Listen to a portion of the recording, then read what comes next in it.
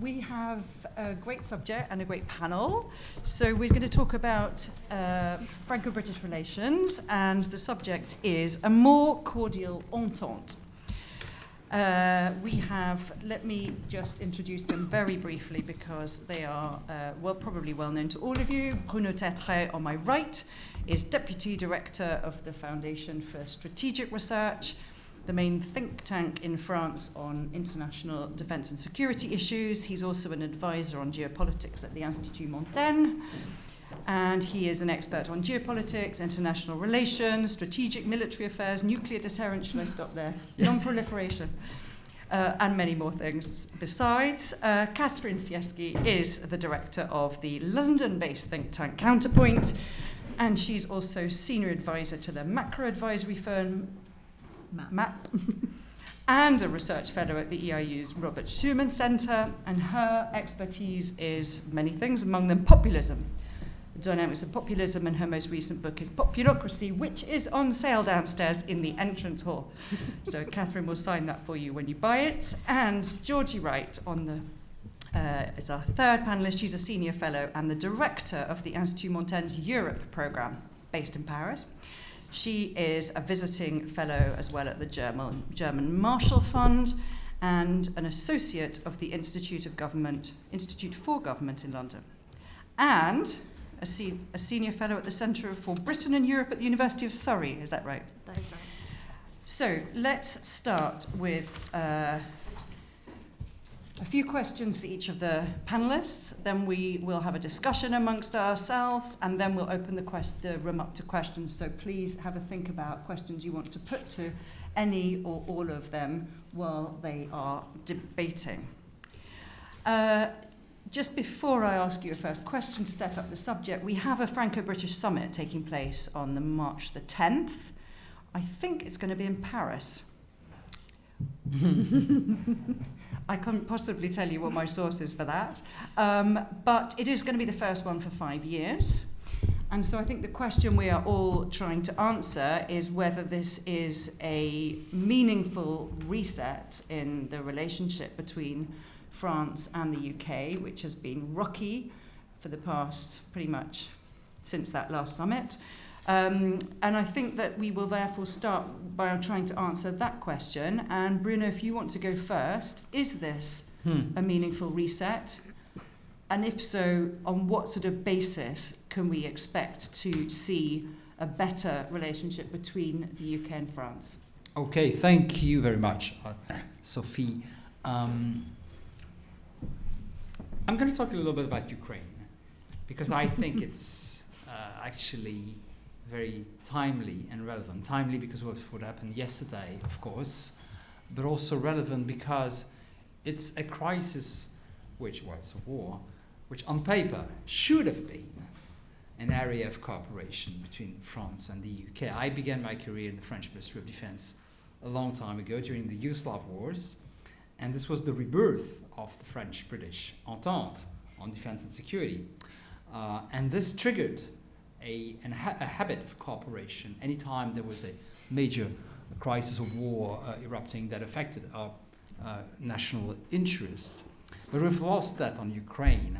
And I think there are three kinds of reasons which may not entirely disappear. And so I'm not sure that the reset will take place on defense and security issues. There may be a broader reset, but not this year on this. I think there was one, the national perceptions of Russia, which are distinct and different. I mean, historically speaking, in French culture, but also in British culture, including because of events that the French don't always realize really had a deep impact on Britain, such as the Skripal affair. This had a very deep impact. I'm aware of it, but not all of us in France are aware of it.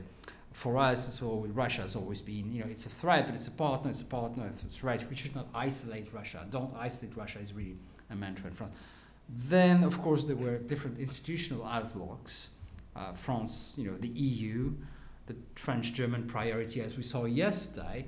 By the way, I thought it was a good move by Macron, just like he actually was very smart to invite Chancellor Merkel when hosting Xi Jinping 2018. The UK obviously has left the EU, but more than leaving the EU, has decided to reinvest or to invest even more in NATO. And that's not something that lend itself to a very close relationship on crisis management for Ukraine. And third, this personalities and personal inclinations. I mean, let's face it, I can say it because I'm not a French diplomat, but Macron doesn't like NATO, dislikes NATO, has no, he's never been a big fan of the US anyway, but he has no, he was not brought up with the idea that NATO is good for France. Boris Johnson, of course, was a very different personality. The bilateral relation, I'm sorry to mention it again, but the AUKUS surprise was, a trauma for the French elite. So that mattered also. And because of all of these three reasons, there was, what I call a divergence of opportunities for France and the UK on Ukraine. For France, was an opportunity for diplomacy, and to a certain extent, also diplomacy for an opportunity for the EU to do something. And we supported, the Commission's work on sanctions. We supported the idea of using the Peace Fund, etc. For the UK, the priority was assisting Ukraine, militarily speaking, and trying to draw, not a line, not an axis, I don't like the word axis, but to draw a line between London, Warsaw, and Kiev to be part of that new Europe. New Europe meant something different at the time of the Iraq War, but there's something about it. This is the new Europe of the Iraq War once again, in a sense. So this means to conclude that, obviously the UK has been most of the time one step ahead regarding the military assistance to Ukraine, which is something that I believe that we could have done a little more earlier on. Not that we haven't done anything. I think the French contribution has sometimes been underappreciated, but clearly the UK is almost always, except maybe on armored infantry fighting vehicles, one step ahead, and visits the same. That being said about visits, there was a piece on the Wall Street Journal a couple of days ago, yesterday actually, which basically said that when Macron saw that Zelensky was going to go to London and be hosted, he said, "Oh, I want him in Paris too." I really don't believe that's the way it happened. At least that's what some non-French sources tell me. Anyway, so what about the future? I'm sorry, been a bit long, but I think it was interesting to start with Ukraine because of what happened yesterday. Will it remain so? Well, obviously, with Rishi Sunak, the personal connection, I think is going to get much better. I don't know about their personal connection, but I can sense that it will be good. However, Macron will always be keen, France, because it's not only Macron, France will always be keen on not losing Germany. And in that difficult, long game ahead, I don't think that France will want to get closer to the UK in terms of coordination of our policies vis-à-vis Ukraine, if it means leaving Germany aside. There's much we could do on defense and security that we're not doing. Because all the talk about high intensity combat, for instance, is something that our armed forces are familiar with, and that why not have more joint training on that? There's also a lot we could do on the Indo-Pacific now. I think this is a whole field in itself. So there is scope, there is room for doing more now. I don't know if it's a reset, but I'm not sure that the Ukraine itself it will be the field of the domain of the reset. Okay, thank you, Bruno. Let's hear from Catherine. Same question. It's not a meaningful reset, says Bruno. What's your take? I'm afraid I probably agree with Bruno on this. I apologize. I seem to be speaking to nobody. I will endeavor to turn my head either way. So I don't think it's that much of a meaningful reset. I think if this were a divorce, I would say they've stopped throwing plates at each other and they're trying to resume a relatively normal relationship. And that normal relationship, as we know, has its ups and downs, has its cliches, has its tensions that rear their head regularly. So I think that an unsmooth relationship is par for the course. It is the normal relationship. But I think I hope that we stand to get a little closer. So just a few points, and I completely agree with Bruno on his take on Ukraine, and in a sense, the fact that it's both a kind of a missed opportunity, but it was a self-fulfilled prophecy in advance, given the divergence of interests. And I think that, as the French would say, it was a bit of a vœu pieux that, that somehow the Ukraine crisis would mend all fences. I think there's a couple of questions, and this is where I'm not sure that I do agree with Bruno. I'm not sure that Rishi Sunak actually cares all that much about a reset. I think I think that he is, fighting on all fronts. I think he cares very much about his, about his budget in March, about his budget in the autumn, about what's going on in the British Conservative Party, and I'm not entirely sure that his eyes or that his attention are on it. And there's a little bit of a paradox here, because for all Liz Truss's craziness and inanity and etc., the reset looked more ongoing under her, because she turned up at the European Political Community meeting, because she turned up and met Macron. So strangely enough, it looked to be more of a reset under her than necessarily under Rishi Sunak. And of course, one thing that we need to take into account is that even though Truss became a Brexiteer, starting off from a Remain position, we know where Rishi Sunak's, how he voted with respect to Brexit. We know he was never a Remainer. We know that where his allegiances lie, in terms of his upbringing, and in terms of his own political development. So I'm not sure that he's such a guarantee for a reset. I also think we don't know what he thinks. The past few weeks around, we don't really know what his views are in terms of the European Court of Human Rights. He's hard to pin down on all of this, and I think therefore it's hard to see where he's going to head on that. I think that the reset with France, and Georgina is probably best placed to discuss this. The reset with France needs to be part also of a broader reset in Europe, and I myself put a lot of faith in the recreation of a relationship through the European political community. I know that an awful lot of people are very skeptical about this idea. I actually think that it's an idea whose time has come, precisely because it might actually set the stage for this kind of broader reset and bilateral reset. But I want to end on one thing, and that is mainly to complement some of what Bruno said on the Ukraine war. That I also think that the strains between the UK and France partly has to do with Ukraine partnerships on defense and on NATO. It also has to do with the relationship that the UK is pursuing with the United States in the context of Macron's strategic autonomy and the European reaction to the Inflation Reduction Act. And I think that the UK needs to shore up this relationship with the United States. I think it's absolutely crucial in terms of remaining relevant, in terms of being global Britain, and I think that this is going to play with great difficulty when it comes to having a relationship with France. Who is, as Bruno said, whose jury is out a little bit on NATO, whose view of the United States, particularly at the moment, and particularly with respect to Ukraine, but also the IRA, is that it's going to make it more difficult to assert this strategic autonomy, which is absolutely core to Macron.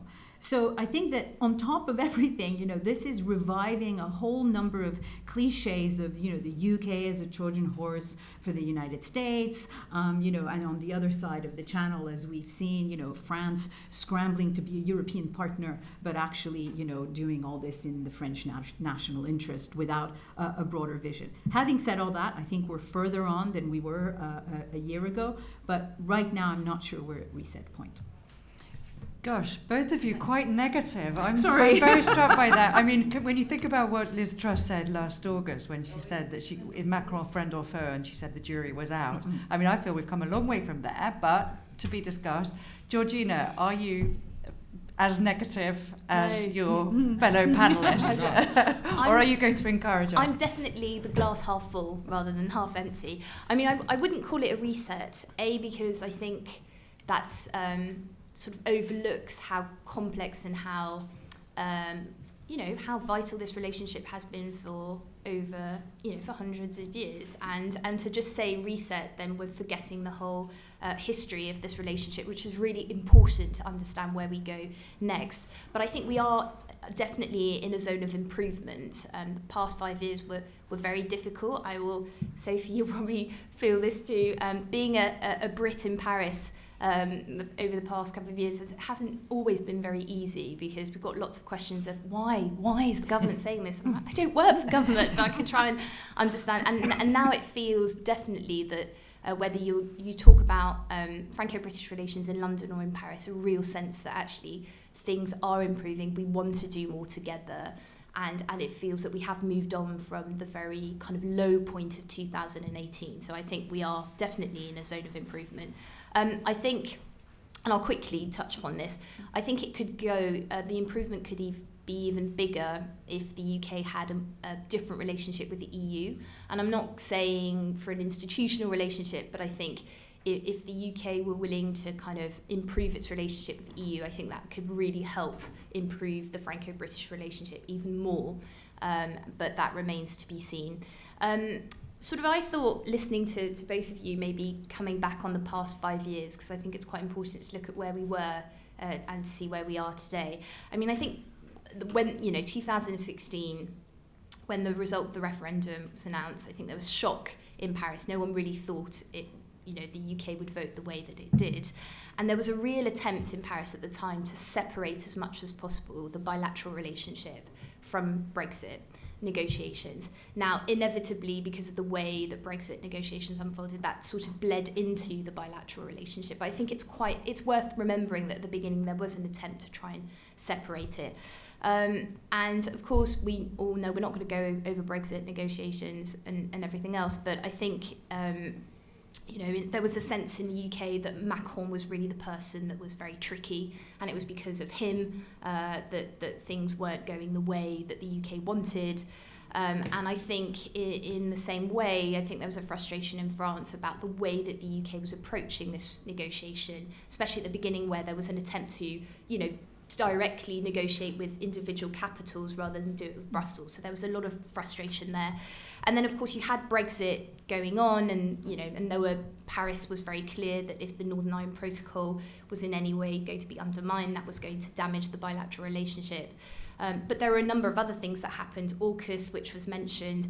But also, I think in the UK, from London, there was a sense of when Macron made his comment about the efficiency of the AstraZeneca vaccine for over 65-year-olds, that went down very, very badly in London, because it was a sense that Macron was undermining the whole of the UK's vaccine strategy. Whereas in France, no one talked about that. It was just not an issue. But of course, if you're not talking as much as you did, because the Brits were no longer attending meetings in Brussels and in Luxembourg. They just have fewer opportunities to meet their French counterparts.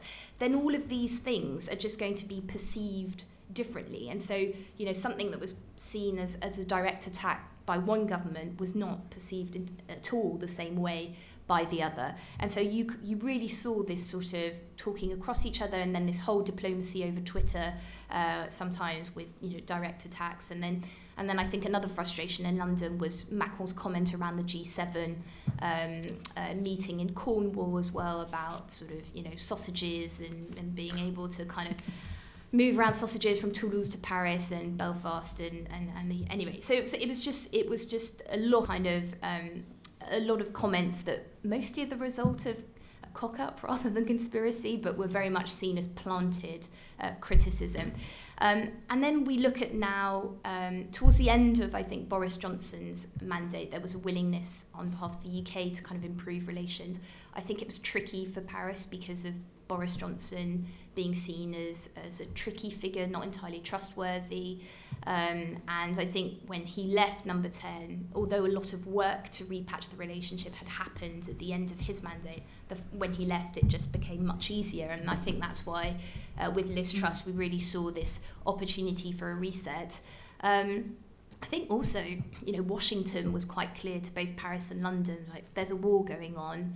And I think that Ukraine war did force Paris and London closer together, but there was also a sense of, come on, get your act together. You're the two largest nuclear and military powers in Europe. You should be working together. And a sense from my conversations with people across Europe as well that there was an expectation that France and the UK would be working much more closely together on the war in Ukraine. So I think, Johnson's departure helped. Most of the Brexit problems had been resolved or looked like they were going to be resolved.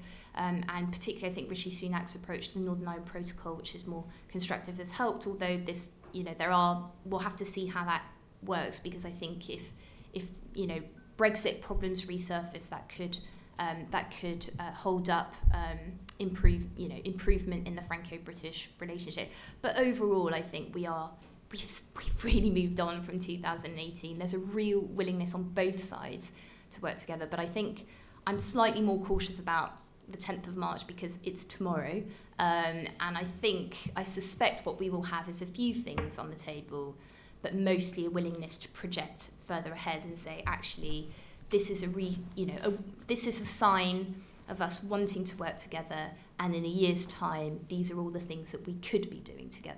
So I think the real work will start from the 10th of March onwards. Well, that is a perfect little transition into the question I was going to force Bruno to answer, which is to look ahead. You said missed opportunity, Ukraine, you had the two great military powers in Europe unable to see eye to eye and moving in very different sort of cycles and in somewhat different directions, at least at the beginning. What's the opportunity now for that to change? What would it take? Where are the points of convergence? It's not as if the UK and France don't work together on a lot of issues, defence and security issues, both operationally, Estonia, I'm thinking, they work in other formats that aren't necessarily, there could be P3. I mean, they work together on issues. What does it take? What could be the sort of prospect of closer cooperation between the two on defence and security? Look, what I would have liked to see is actually the use of the E3 format for Ukraine. I still think it would be a good thing, especially because some of our, say, more difficult neighbors in the east of Europe would totally panic in a good way, because this sense that now it's their hour, their moment, and the fact that they do have, because of their first line position, an impact on Europe, on the future of Europe, which is much more important than it would have been 5 years ago, I think needs to be corrected a little bit. I do think that ultimately, in the future, when Ukraine becomes a member, it will have an impact on the center of gravity in Europe. But still, at this point in time, I think the resurrection of the E3, which may actually happen in a very different crisis, which is the Iran problem, which is going to get worse this year, almost certainly. So that would be, but that would require efforts both in Paris and in London, because of all the mental barriers that I mentioned earlier on. So what does it take? The easy answer, and one that I try to never use, is, it's a matter of political will. Yeah, when you've said that, you've said nothing.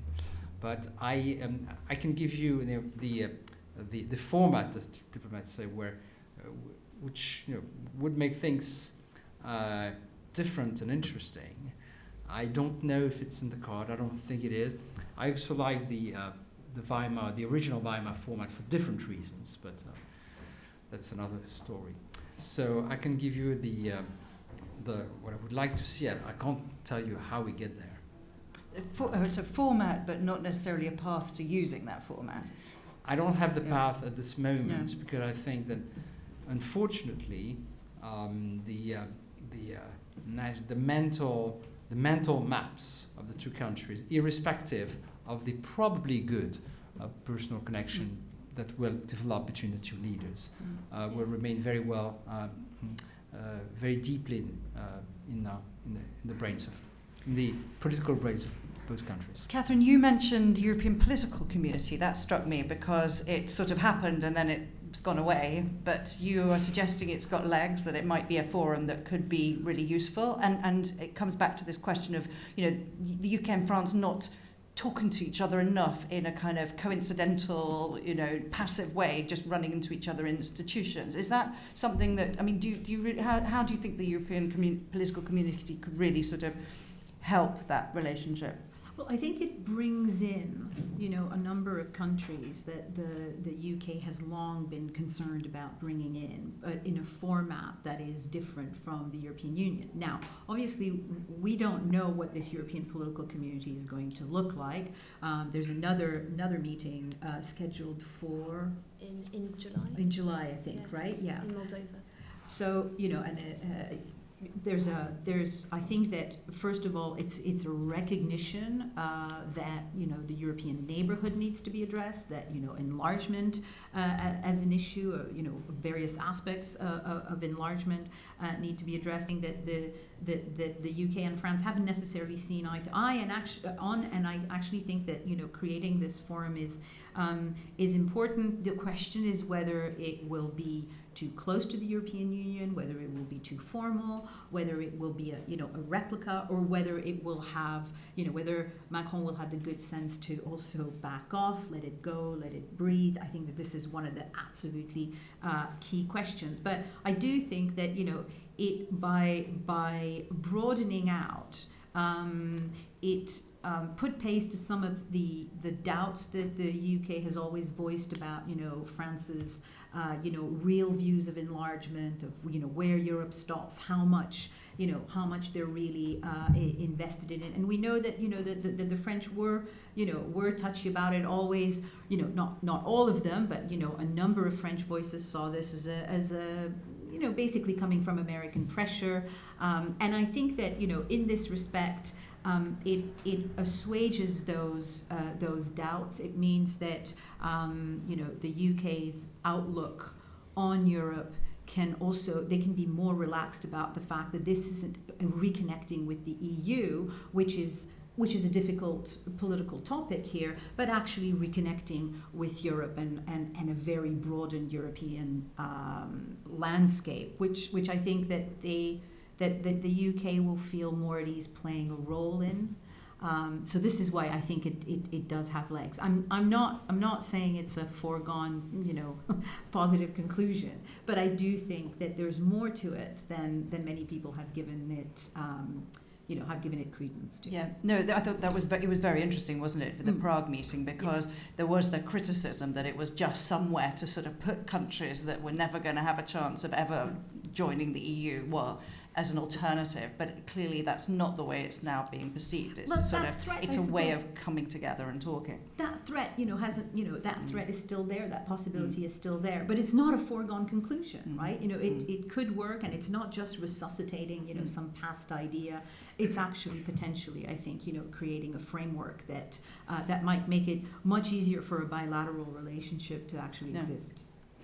Georgina, on that subject, the bilateral versus the European Union relationship, and how much is the improvement of one contingent on the improvement of the other? Because there is that tension, isn't there? Not wanting to let too much take place at bilateral level. How do you see that playing out? Well, I think, and then we'll open to questions. I think that who was it that said there was a criticism? Was it? I don't know if it. Yeah, I think it was just now. But basically, that Habeck and Le Maire, so Germany and France's finance ministers, going to Washington and speaking in the name of Europeans. Meloni, and France, of course, was the one complaining about that. But France speaking in the name of Europeans, it really annoys other Europeans. So there are limits to what France can actually talk to the UK about, even if it wanted to. So if you take, for example, energy security, big topic, really big topic, and obviously France is a big energy provider for the UK, and EDF is sort of very big in the UK. And there are a number of things that you could talk about how you improve flow of electricity and everything else, but that's interconnectors, and that's straight away you're kind of touching on EU competence. So there are limits. You could talk about the Inflation Reduction Act. You know, the UK and France, but France as part of the single market, facing the same problems, which is you have the United States and China basically placing national preference at the heart of their industrial policy, throwing billions of dollars in terms of subsidies and tax credits to help pump, and support a green tech and industry.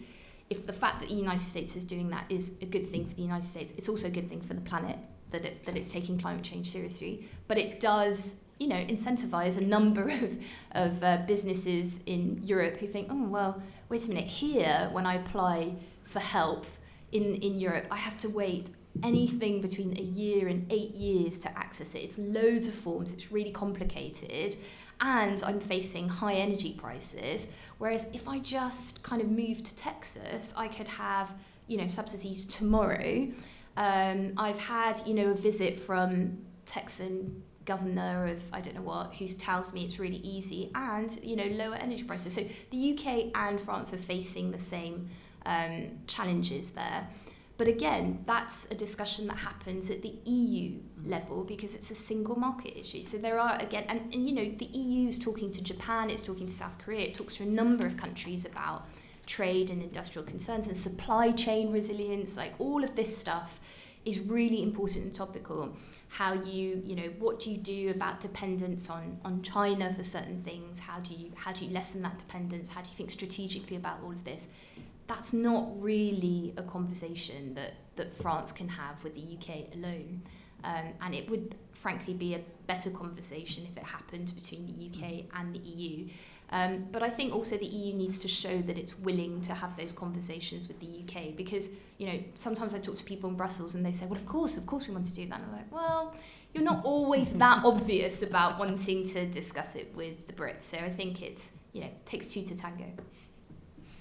Let's open the floor up to questions. If anyone has a question, would they like to identify themselves perhaps, or who they would like to put the question to? And put your hand up and nice and straight so I can see it. Does anyone want to ask a question? And if not, I will just plough on with, I've got plenty. None? The gentleman over there. Mr. Pete, my colleague from The Economist. John Pete, I'm a colleague of Sophie's, but I'm only really asking because nobody else is, if this is working. What about Starmer, and what difference would the fact that Starmer is very likely to be the next Prime Minister within 18 months, possibly? Will that help? Excellent question. Georgina, do you want to try that? Yeah. So I think it would Keir Starmer as Prime Minister, would that make a difference to the Franco-British relationship? I think yes and no. No, because France wants to have a good working relationship with the UK, regardless of who's in power. And I think at the moment there is a sense of Rishi Sunak being someone that they can work with. Of course, it's not just about the relationship, and you're absolutely right, Bruno, to say it's not just about the relationship between the President and the Prime Minister, but it helps. And I think there's certainly a sense in Paris that it will be easier to work with Rishi Sunak and willingness to, make this summit something and then kind of, make sure the summit following that one is even better. But I think if we had a Keir Starmer Prime Minister who said, look, we're not going to rejoin the single market or customs union, we've made that very clear, but we actually do think that we want to talk to the EU about more than just the trade agreement. We want to revisit mobility because we quite like our musicians and artists to be able to go to the EU without having to, fill in loads of visa forms. We quite like to talk about scientific cooperation, and actually, why not talk about I think foreign and security and defence. We're not completely against it. We might not join every EU mission, but if it's in our interest, we will. I think if that were on the table, then that would certainly make it easier to move. It would make the Franco-British rapprochement even easier because there would be a load of things that wouldn't be a problem anymore and no longer be a taboo, and that can only be a good thing for the Franco-British relationship. Thanks. Any other questions? Yes, the gentleman in the front row. I don't think it works. But I'll just speak loudly. It does work. It does work? Okay. Oh, it does indeed. It seems that the only way that the UK can improve its relations with France is through the EU, because France is so interlinked with the EU. I don't know. It kind of feels... I don't know. It seems like France is paralyzed by being inside the EU. Is there any way that... Continue with the question. Is there any way that the UK and France can agree on points without having to go through the EU body? That's a fair enough question. Bruno, do you want to have a go at that? I would just say that for the past 20, 25 years, it was very clear that defense was precisely an area where we didn't have to go through the EU, and that most of the things we did, and that we continue to do with the UK on defense, is not a zero-sum game with the EU. From industry to nuclear, military nuclear.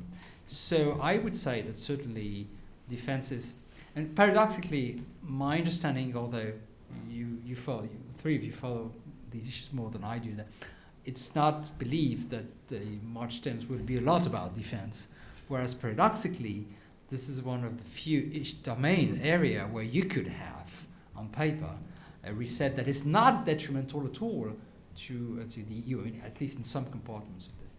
That's the only thing I say. Can I say, Catherine, I have about the EPC, which is an idea that I loved after hating. Can we say that Prime Minister's Trust's decision to say yes, we'll have a go, is one of the rare Good things and important legacy Of her 7-week premiership. Am I making sense? I think when I saw that, I said, wow, this is actually a very interesting... And I would say quite cleverly manoeuvred by Paris, which made sure the invitation came from the Czech government and didn't come from Macron, which helped her say yes. And she also participated in the first Foreign Affairs Committee, so it's a Foreign Affairs Council. So it's the EU, a meeting for all foreign ministers in March 2022, so just after the Ukraine, and it was the first meeting that a British minister attended after the UK had left the EU, and she did that as Foreign Secretary, which also went down very well in Brussels. Have we got another question? It's just a shame about the 75 billion. Sorry. Any other question? Well, let me ask Catherine. Let me ask you a question. If the UK were ever to change its mind about Brexit, would the EU have the UK back? Well, this was a painful breakup, right? So I don't know. I just before I answer that, and in connection to what you've just said, and the question about Keir Starmer, which I think is a really good one.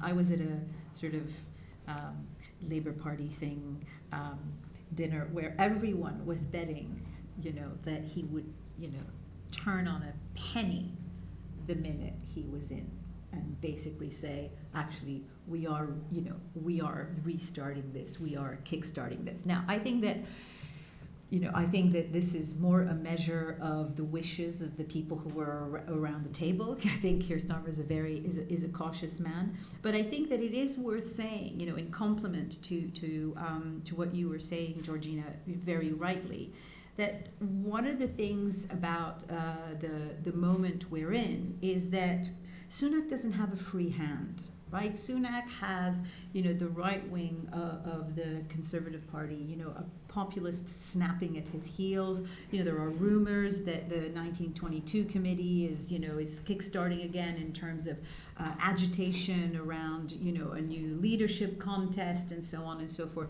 So he is really quite hemmed in, and in a sense, any new, a new party in power would get rid of some of those obstacles. But that is a really key obstacle in that he is a hostage. And no matter who is in power from the Conservatives is a hostage. And then, in a different way, but we have this mirror, going on in France, where, we do have, one of the differences between now and a year ago or 2 years ago is we have, a Macron that, regardless of whether or not this is true, and I think it is somewhat true, isn't perceived to have the power that he had a year ago or 2 years ago, simply because of his reduced majority. He too is also seen as having his hands a little bit tied. I mean, the pension debate, is, if any, aside from everything else,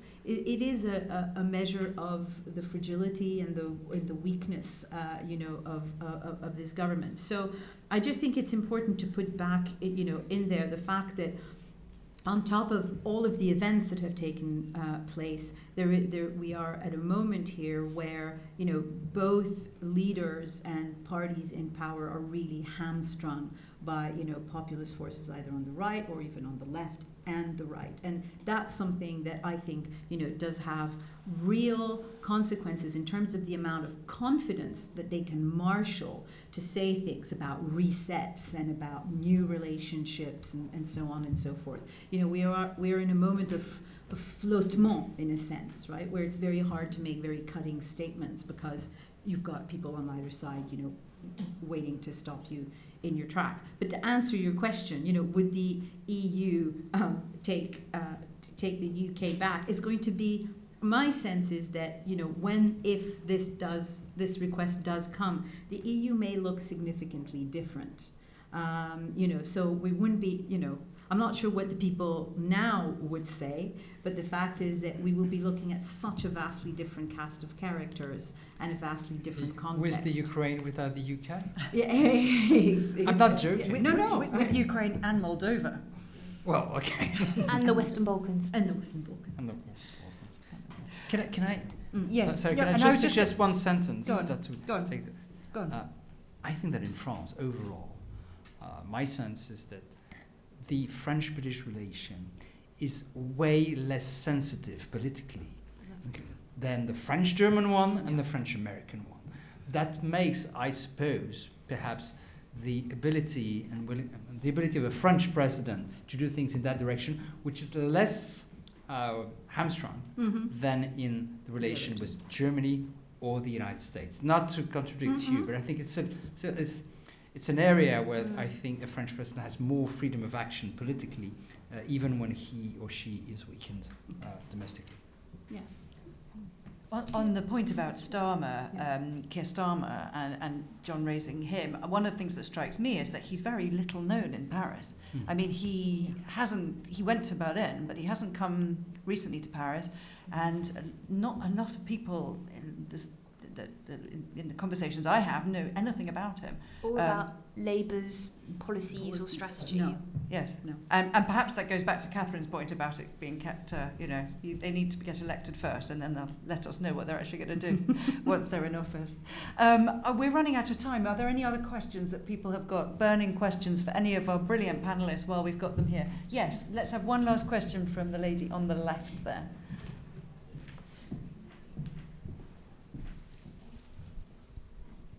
As for just the British public, would they actually want to join the EU at this point? Because we've seen sort of the impact of Brexit, and we've seen what's happened and what's happened to our economy and all that. But there's still, has the mindset changed enough that there would be a place in UK discussion for the British public to want to join the EU again? I mean, has stuff changed enough in the past 5 years? 30 seconds. Georgina, you go for it. I mean, I devoted 5 years of my life to Brexit, so I think, it always surprises me because when we talk about the UK, whether it's in a Franco-British setting or Brexit, people talk about Brexit again. But if you have conversations in the EU, no one ever talks about Brexit or the UK rejoining, or in fact, no one really talks about the UK, excluding the war in Ukraine, where the UK has played a pivotal role, and I think everyone sees that and respects that. But beyond that, no one really talks about the UK rejoining or not. I don't think I don't know. I don't live here anymore, so you're probably better placed to know than I do. I don't sense it, and there certainly doesn't appear to be a demand from Labour or the Conservative Party to revisit that at all. And so I think they would probably have to start there in Parliament. But I also get a sense that, I'm not saying it's red herring, but we also need to be thinking about, you know, the UK has left, and what does a more constructive relationship look like with the EU, with the UK outside of the EU? And that is as important conversation as what would the UK join? Would the EU want it to rejoin? Would the UK accept joining an EU that looks very different? I think both those conversations have value, but I think we really should be talking about what the UK and the EU should be doing in this current phase, and the fact that there is a war happening in Europe.